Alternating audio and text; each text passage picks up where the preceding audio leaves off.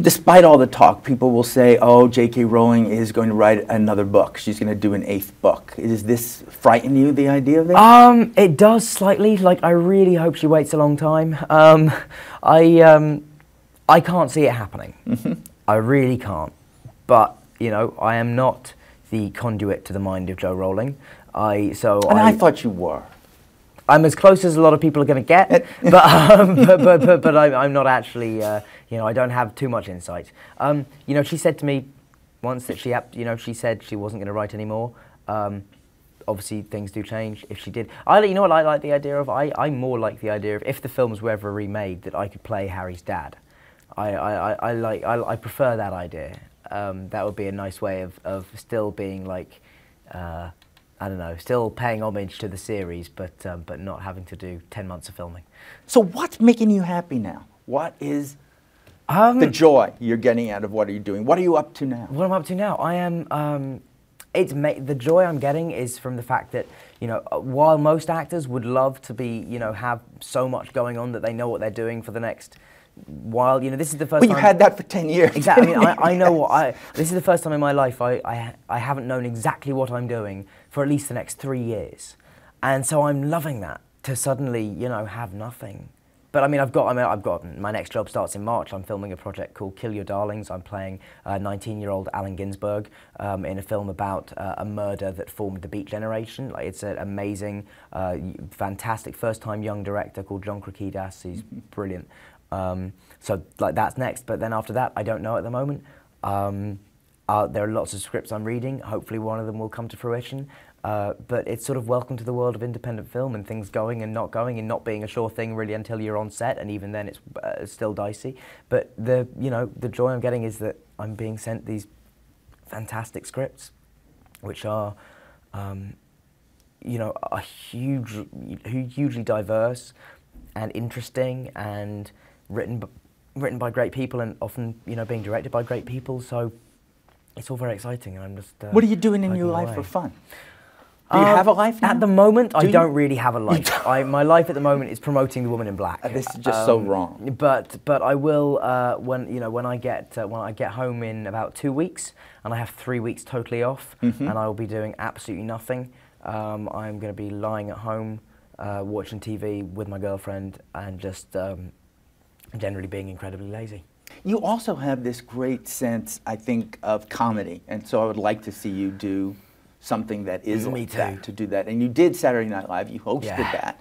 Was that fun? It was fantastic. Like, that's... What's the skit you had the most fun doing? Casey Anthony's dog. Oh, wow. When I go to the dog park, none of the other dogs will hang out with me because of Casey's past. I just sit near the fence with Phil Spector's poodle and Joran Vandersloot's chow chow. Without a doubt, because they said to me, they pitched it to me, and I went, yes, absolutely, we've got to do that, that's hilarious. Then the sketch changed, and it was put into Weekend Update, and so it was kind of a different version of it, but still great. And I was reading it, and I'm going, you know, should this just be, you know, should he just be terrified? Should he just be in fear of his life and like a nervous wreck? And then they put the stuff on me, the nose and the beard and all that, and the Yorkie makeup, and it was so cute that I suddenly went, oh, I just have to be extremely angry. That's what'll make this funny.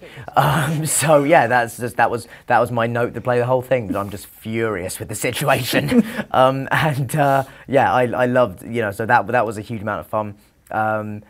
I like the Potter sketch a lot. There were a few sketches. I love actually the You Can Do Anything sketch. I thought was really funny just because it's a very good generation. Point. Yeah, the YouTube generation, and the incredibly high self-esteem of the YouTube generation, which I think is very, very funny. Before I end, I have to ask, I've asked everyone who's been in a Potter movie about this. Not what their favorite Potter movie is, because it's kind of unfair.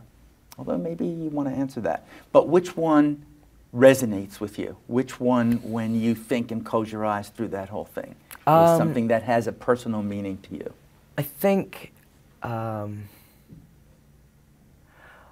the time of the third film, I think the third film was very special because, and not for the reason you might think, but part of it was the fact that that was the time when I worked with Gary Oldman first. I want to be an actor. Like, that was when I kind of decided that I really wanted to follow this. And it was at that point where, in your life, where you've kind of suddenly moved from child to a teenager, but at the time you feel like I'm becoming a man, like I'm 14. I had my first kiss around that year on that film. I met the girl who I kissed on that set. So like, you know, there's a lot of personal stuff that goes along with that film as well, and where I was in my life and growing up, and so I suppose the third one, my favourite of them though is number 7, the last one. I think it's the best film we ever made. So. What did you take from Harry Potter? Did you take a souvenir? Did you take I got the glasses, actually. I got 2 pairs of the glasses. I wasn't interested in like the wands or anything like that, because they changed halfway, you know, through the films. On the third film, Alfonso came in and we had different ones. But the glasses had obviously been the same the whole way through, so I wanted something that had been there from day one to day, whatever we ended on.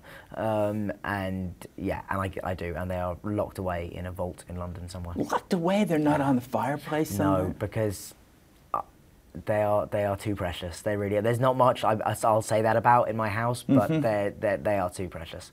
Last question is always song. It's always well, you love music. I do love music, yeah. You love music. It doesn't have to be from How to Succeed, and I don't need a whole song. I just need something.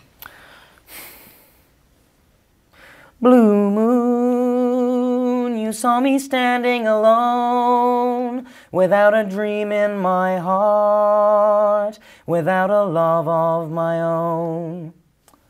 That's very Arthur Kipps. Good. It really is. I don't know why Blue Moon came into my head. I don't know, but I love the fact that it did. Well done. Daniel, thank you so much. Thank you very much, sir. Pleasure.